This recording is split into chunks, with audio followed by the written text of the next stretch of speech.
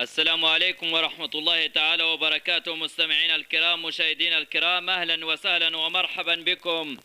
أحلى الكلمات وأجملها تصل إليكم. سلام الله أريج الورد أرسله لكل مشاهد يدوم العز والكرم. ملعب أدرار، ساحة الوغى حدم، فيها الأسود تزأر وغين تنهزم.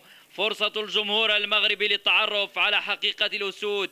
القلب مع الأسود، مع الزاكي، مع المنتخب الوطني. كل منا يريد الفوز. أكيد أيها المشاهدون الكرام، على الفوز قادرون. أمجاد 2004 يعيدون، وإخراج الجماهير للشوارع فرحة يصنعون. وأنتم مشاهدينا الكرام لمباراتكم بصوت المعلق عبد الله بنصاك تتابعون. ونترك الملاعب الوطنية. خطيرة محاولة، والله كرة! يا سلام يا عربي، يا سلام يا عربي. أنا أعيش مع هذا التضييع. لاحظ من أين أتت الكرة. الانفراد يا عربي يستدعي القوة، يستدعي أن تكون قطفة صاروخية. لا نريد الصواريخ في المشرق العربي فحسب، اليوم نريد في أكادير، ولكن صواريخ. زياش هنا القادري، خطر محاولة ممتازة بالردة، كرة وجول! جول! جول!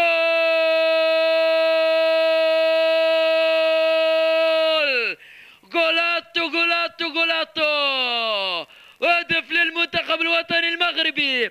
جميلة ورائعة، نتابع بالعادة، تستحق الإعادة. صفقوا، هللوا، كبروا. صفق، نعم، صفق أنت قديس، صفق أنت قائد، صفق أنت مالك. عادت مرتدة ارتطمت، كانت بطريقة سحرية ولا أروع، وظن أنه في تسلل، ولكن اللاعب رقم 4 العائد. تابعوا معي الصورة. اللاعب رقم 4 فرناندو غوميز، لاعب جميلة من قادوري.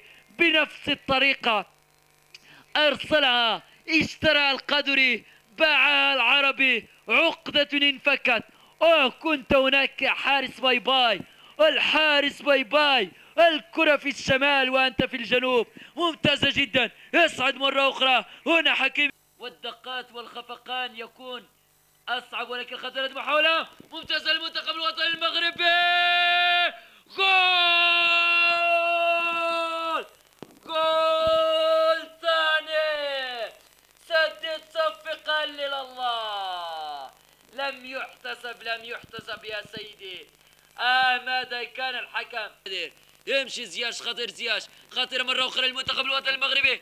تسديدة وهدف! جول! جول! ياسين بامو، ياسين بامو، ياسين بامو، ياسين بامو يحقق المستحيل. دعوني أبحث في أوراق عن بامو. ياسين بامو صغير السن، 24 سنة.